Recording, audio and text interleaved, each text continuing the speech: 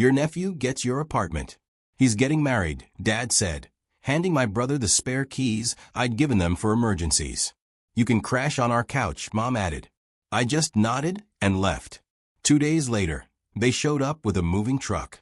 The building manager stopped them. This property belongs to a trust. You're trespassing. When they called me screaming, your nephew gets your apartment. He's getting married. My dad said like he was announcing dessert. We were standing in my childhood kitchen on a Sunday at 6:12 p.m. My mom had the oven open, heat blasting her face, acting busy on purpose. My brother Kyle leaned on the counter with that relaxed grin people have when they already spent your money in their head. Dad held up a small ring of keys. My keys, not even subtle.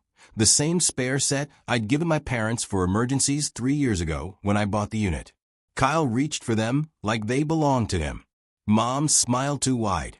You can crash on our couch for a bit, she added, looking at me like I'd be proud of my own displacement. I just nodded. I didn't argue. I didn't raise my voice. I didn't ask why my name wasn't even mentioned in the decision about my property. I walked to my car and drove back to my restaurant, hands steady on the wheel, mind already doing what it always does, inventory, levers, who has access to what. At 7:03 p.m., I pulled into the back lot, sat in my truck, and opened a note in my phone. Change of access, trust, manager, locks, documentation. That's when I decided to stop being their safety net. 2 days later, at 9:18 a.m., Kyle and my nephew Evan showed up with a moving truck, and my building manager stopped them cold. Gentlemen, he said, come as a librarian. This property belongs to a trust. You're trespassing. At 9:26 a.m., my phone started blowing up. At 9:27 a.m., my dad left a voicemail that began with a scream and ended with, "What did you do?" And at 9:28 a.m., I stared at the screen and realized something simple. In their version of the story, I was the obstacle. In mine, I was the owner. Not revenge, just boundaries. My name is Brandon. I'm 41. I'm a chef, which means I work while everyone else is eating, celebrating, relaxing, or pretending their choices don't have consequences. I'm an executive chef at a mid-size restaurant group in the city. 6 locations. I run 2 kitchens and consult on menu development for the others. My title is fancy. My work is not. My days start at 9:30 a.m. and end whenever the last prep list is finished, the line is cleaned, and the last quick question is answered. I'm the guy who knows where the extra box of gloves is and how to fix the walk-in when it starts making the wrong sound. Outside of work, I'm the spreadsheet guy, the guy who reads contracts, the guy who sets up autopay, the guy who thinks if we just plan better, this won't be stressful. And in my family, that translated into a different role. I wasn't Brandon. I was Brandon will handle it. Kyle is 2 years younger than me. He's charming in short bursts. He's great at big promises and terrible at follow-through. He's been between opportunities so many times, it's basically his brand. Evan is Kyle's son. He's 24 now. Not a bad kid at his core, but he grew up watching his dad get rescued. So to him, rescue feels normal, like gravity. My parents love both of us.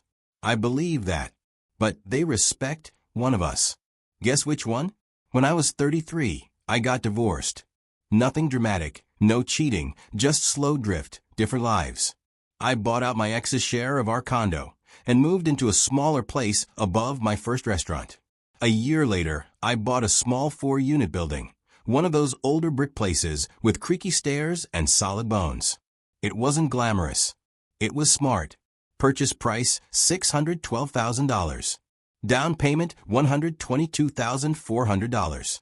Mortgage $489,600 at 3.75% 30-year fixed.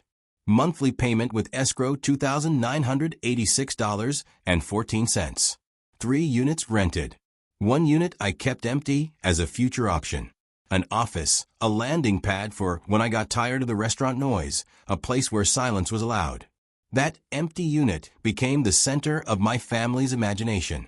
When I bought it, my dad slapped my shoulder and said, "Look at you. You're set." My mom said, "You're so responsible." Kyle said, "Man, must be nice." It started small like it always does. Can Evan crash there for a weekend? He has an interview. He can't afford hotels. Just until Monday. I said yes. I gave my parents a spare key for emergencies because my dad liked to check on the place, and it felt easier than fighting. The first weekend turned into 3. Then Evan got a new job and needed a month to save up. Then Kyle had a fight with his girlfriend and needed a reset. And every time my parents framed it the same way. Family helps family, which sounds noble until you realize it always flows in one direction. I didn't even mind helping at first. I'm not made of stone. I've cooked extra meals for the staff when someone's car got repossessed. I've paid a dishwasher's phone bill because his kid needed surgery and he was panicking. Helping isn't my problem. Entitlement is. The first rail crack happened on a random Thursday in March. I got a call at 10:47 p.m. while I was closing the kitchen. Kyle's voice was loud, casual. Hey, quick thing. Evan's going to stay at your unit, just for a bit. I said, who told you that was happening? Silence like I'd asked a weird question. Dad got on the phone. I told him, it's fine. Don't make it a big deal. The thing that bothered me wasn't Evan staying there. It was that my own father talked about my property like he was assigning seats at a dinner table. I drove over after service. Midnight, back door propped open with a trash can. The unit smelled like cologne and microwave noodles. Evan was on my couch, shoes on, feet up, watching something loud. I said, hey, I didn't know you were coming tonight. He didn't even pause the show. Grandpa said it was cool. I remember standing there thinking, is that how it works now? My permission is optional because someone else gave it. I told him calm. You need to text me directly next time. If it's my place, it's my call. He nodded like I'd asked him to recycle. 2 weeks later, I got an email from my property insurance provider. We have been notified of additional occupants at the insured address. Please confirm primary occupancy and update tenant roster. I didn't update the tenant roster because Evan wasn't supposed to be a tenant, but someone had listed him as one. When I asked my mom about it, she laughed like it was cute. Oh, I just called them to make sure he was covered, she said. You worry too much. I opened my laptop that night and started a folder. Building access/occupancy, screenshots, emails, dates, times. Because here's what nobody tells you about family entitlement. It thrives in vagueness. Make it specific, and it starts to die. Then came the wedding announcement. Evan got engaged to a woman named Tessa.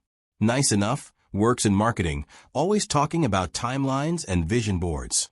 They wanted a wedding in 8 months, which is ambitious if you have savings. It's delusional if you don't. Kay started calling me more. Not directly asking for money. Never directly. That would require dignity. He'd ask questions. How much is it to rent a venue? You think. Do you think open bar is really necessary? What's a normal deposit for a photographer? Then my mom started sending me links. Look at this place. Isn't it beautiful? Evan deserves a good start. And then like clockwork, my dad hit me with the line he always used when they wanted something big without saying it. Well, you're the stable one. I had a policy with myself. I don't fund weddings. I'll give a gift. I'll show up. I'll smile. I won't become the silent sponsor of someone else's fantasy. So, I said I'll contribute as a gift, but I'm not paying for the wedding. My mom's voice cooled instantly. We're not asking you to pay. 2 days later, I got a notification from my bank app. A new request on my account. Add authorized user. Evan, last name. I stared at it like it was a prank. I called my bank immediately. The representative sounded concerned. Sir, someone attempted to add a user using your personal verification questions. They had my mother's maiden name. They had my first car. They had the street I grew up on because my family had it. I changed everything that night. Passwords, security questions, 2-factor authentication. I froze my credit. I didn't tell them. Not yet. Because the pattern was now obvious. They weren't forgetting to ask me. They were testing the limits of what they could take without permission. And if I didn't draw a line, the line would be drawn for me. The unit became a talking point at every family gathering. 4th of July. My aunt asked, so, Brandon, are you excited to have the kids in your place? I said, "The kids?"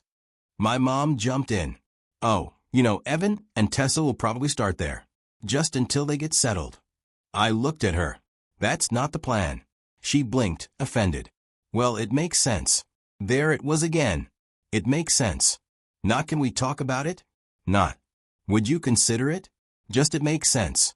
In their version of the story, my resources were family resources.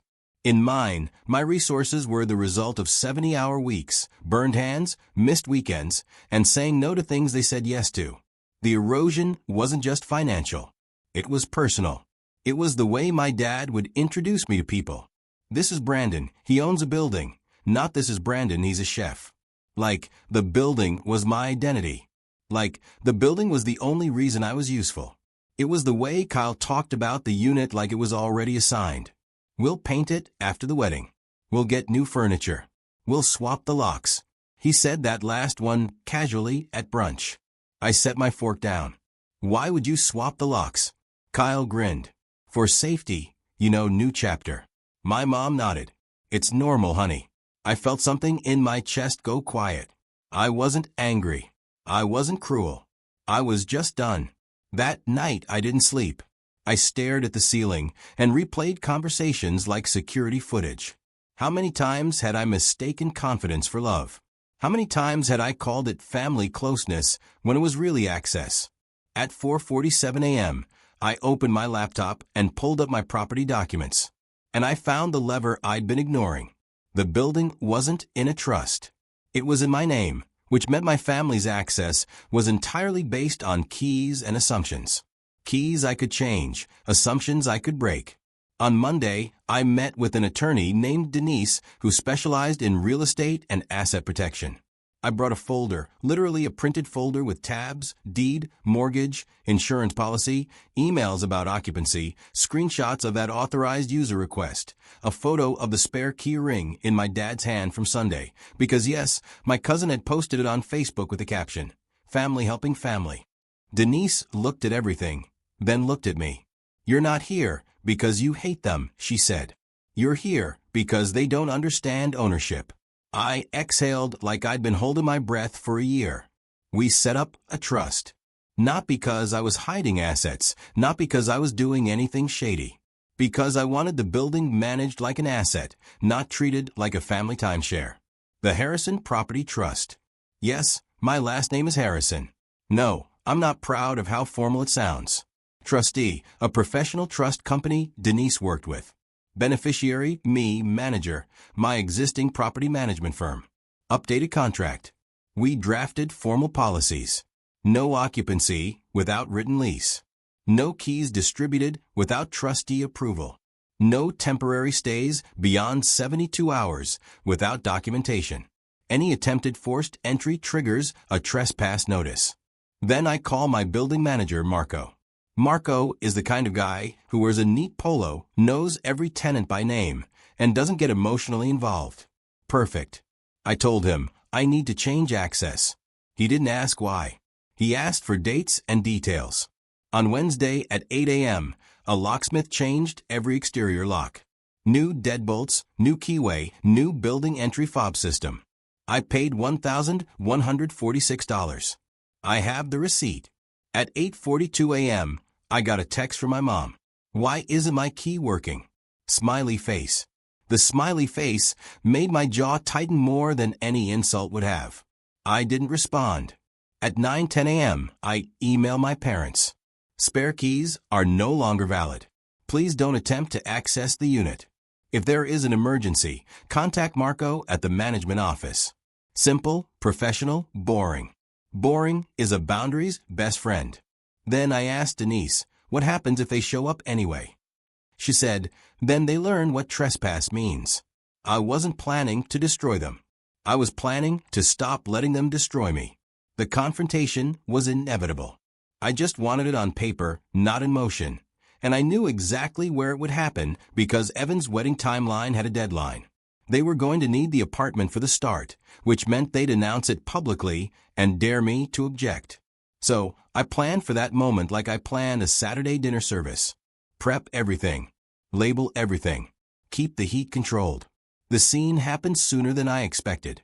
2 days after the key moment at my parents' house, Kay called me. He didn't even pretend it was a check-in. "Hey," he said, "we're moving Evan into your place Friday." I was standing in my office at the restaurant, staring at the prep schedule. I said, "No, you're not." He laughed like I told a joke.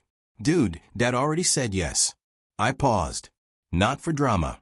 To make sure my voice stayed level. "Kyle, Dad doesn't own it." His tone sharpened. "So, you're really going to do this, to family?" I said, "I'm not doing anything to anyone. I'm managing my property." He hung up. Friday morning at 9:18 a.m. Marco called me. "Brandon," he said, "there's a moving truck in front of the building. 2 men. One says he's the father of the tenant." I said, "Do they have a lease?" Marco didn't even pause. "No," I said, "then follow the protocol." I heard him exhale. Understood. I stayed on the line. I heard voices in the background. Kyle's voice, loud, demanding. Evan's voice, nervous, trying to smooth it over. A third voice, my dad, arriving late and acting like he was in charge. Then Marco spoke calm and clear. "Gentlemen, this property belongs to a trust. I can't allow entry without authorization. You are trespassing." Kyle snapped. "It's my brother's building. He said we could." Marco cut him off. "Not rude. Firm. I have the trust instructions in writing. If you don't leave, I will call police for a trespass report." Then, my dad's voice angry. "Put Brandon on the phone. Marco said he's not required to speak with you." My phone buzzed. Calls. Voicemails. Texts. "Dad, call me now." What is happening?" "Kyle, you're actually sick." I didn't respond while I was still on the line with Marco. I waited until the moving truck started backing up. Marco said quietly, "They're leaving." I said, "Thank you. Please email me the incident summary." "Already drafting," he replied. At 10:06 a.m., my parents showed up at my restaurant, not in the dining room. They came through the back like they owned the place. 2. My sous chef, Dana, looked at me with that, "Are we calling someone" face? I told her, "Give me 5 minutes." We went into my small office. My dad didn't sit. He stood over my desk like he was about to fire me for my own life. "What did you do?" he demanded. I said, "I protected my property." My mom's eyes were wet already. "Brandon, why are you being like this?" That line. "Why are you being like this?" As if I'd woken up and decided to become difficult for fun. Kyle stormed in after them. Evan wasn't there. Smart kid. Kyle pointed at me. "You embarrassed Dad in front of everyone." I looked at him. No one was embarrassed. They were stopped from entering a property they don't own. Dad slammed his hand on my bookshelf. Not violent, just loud. "We raised you," he said. "And this is how you repay us." I leaned back in my chair. "The thing that bothered me wasn't you asking for help," I said. "It was you giving away something that isn't yours." Mom whispered, "It was just an apartment." I nodded. "Exactly. Just an apartment, and you still couldn't respect one boundary around it." Kyle scoffed. "So what? You made a trust now? You think you're some billionaire?" I opened my desk drawer and pulled out a folder. Denise had told me to keep it simple. So I did. I slid one page across the desk. Certification of trust. Then another property management agreement. Then another trespass protocol notice. My dad's eyes tracked the papers. His face changed in slow motion. Not guilt, not understanding, calculation. Mom read the first line and looked up. "You did this behind our backs." I said I did it because you were making decisions behind mine. Kyle laughed sharp. "This is petty." I shook my head. "It's not petty. It's structured." Dad tried a new angle. Softer. "Brandon, Evan is starting his life. You have 4 units. You don't even use that one." I said, "I don't know my unused space to anyone." Mom's voice cracked. "So, where are they supposed to go?" I didn't bite. I didn't argue about their options. I just said the truth. They should rent a place like adults where you can help them. You offer the couch. Kyle snapped. That was temporary. I looked at him. So, was Evan staying in my unit until it wasn't? Silence. Dad's jaw clenched. "In our family, we don't do legal threats." I kept my voice flat. In my life, I do paperwork when people don't listen to words. Colleen forward. So, you're really going to let your nephew start his marriage on a couch? I'm at his eyes. Calm. Cool. I said, then go join them. He blinked like he'd never heard someone say no, without apologizing. I stood up and opened my office door. We're done. I said, do not come to my workplace again. If you want to talk, you email me. Dad stared at me like he didn't recognize me. Maybe he didn't because the old version of me would have folded right there. But I wasn't that guy anymore. Not revenge, just boundaries. The next 72 hours were a greatest hits album of manipulation. Anger first. Kyle sent 23 texts in a row. You're dead to me. Dad's blood pressure is high because of you. You always thought you were better than us. You could fix this with one call. Then guilt. My mom left a voicemail at 11:38 p.m. whispering like she was in a hospital. I don't know who you are anymore, Brandon. Then pity. Dad emailed me a photo of himself sitting at the kitchen table with a handwritten note. Family is all we have. No apology, no acknowledgement, just a slogan. Then the smear campaign, likely disguised as concern. My aunt messaged me. Are you okay? Your mom says you're having a breakdown. I replied one sentence. I'm fine. Please don't contact me about this. Marco emailed me the incident report. Time-stamped. Objective. 2 individuals attempted access, without lease. Refused to leave initially. Departed after trespass protocols stated. Denise sent me a follow-up. Good job staying calm. Do not engage in emotional arguments. Keep everything in writing. I blocked Kyle's number for a week. I didn't block my parents, not because I was soft, because I wanted documentation. I replied to my dad's email with 3 lines. I'm not discussing this in person. The unit is not available. If you attempt entry again, the management company will file a report. That was it. No debate, no emotional essay, because they wanted a fight they could describe to other people. They wanted me to look unstable, cruel, dramatic. I gave them nothing. At some point, Evan finally reached out. A single text. 2:14 p.m. on Tuesday. Uncle Brandon, can we talk? Just you and me. I agreed to meet him at a coffee shop near my restaurant. He showed up alone, eyes tired, no anger, just confusion and embarrassment. He said, I didn't know they were doing it like that. I believed him. I told him, if you want a place, I'll help you find one. I'll even review the lease. I'll tell you what deposits are normal, what fees are scams, but you don't start a marriage by taking something that isn't yours. He swallowed. Dad said, you promised. I said, I promised your grandparents a spare key for emergencies. That's all. He nodded slowly, like a child realizing his story was fake. Are you cutting everyone off? He asked. I thought about it. I said, I'm cutting off access, not love. If they can respect that, we can have a relationship. He didn't answer right away.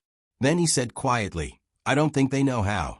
That might have been the saddest thing anyone said in this whole mess. 9 months later, the building is still mine, still boring, still solid. The trust runs smoothly. Tenants pay rent through the portal. Maintenance requests get handled without phone calls to my mother. I renovated the empty unit into a small office and a place for me to decompress after long shifts. New desk, simple couch, a cheap record player I found online for $85. I sit there some nights with a beer and let silence be silence. My finances are cleaner, too. No family support line items disguised as kindness. No unexpected access requests. No panic calls about just bridging this month. Kyle and I don't talk. That's his choice. My parents send the occasional neutral message about weather or holidays like nothing happened. In their version of the story, I betrayed them. In mine, I stopped participating in a system where my role was resource, not person. Here's what I learned concretely. If someone can give away what's yours without asking, they don't see it as yours. And if they don't see it as yours, they won't respect it until paperwork forces them. 2. I'm not proud that it came to that. But I'm proud I didn't explode. I didn't beg. I didn't perform. I just changed the locks, changed the structure, and kept cooking my life forward one day at a time. Not revenge, just boundaries. If you've been the stable one in your family, you already know stability attracts hands. Your job is to decide which hands get to hold on. The core issue isn't housing. It's ownership being overridden by access. Brandon is right to draw the line because his parents treated his spare keys as permission to assign his unit. Kyle showed up with a moving truck at 9:18 a.m., and someone even tried to add Evan as an authorized user on Brandon's bank account using family security answers. Dad drove the entitlement. Mom normalized it and acted behind the scenes. Kay pushed the takeover while Evan sits in the middle. Less malicious, but still responsible for not confirming directly. The right fix is structural. Change locks and route all entry through a manager. Require written leases only and keep communication in writing with time-stamped incident reports. Also harden accounts. 2. FA new security questions. Credit freeze.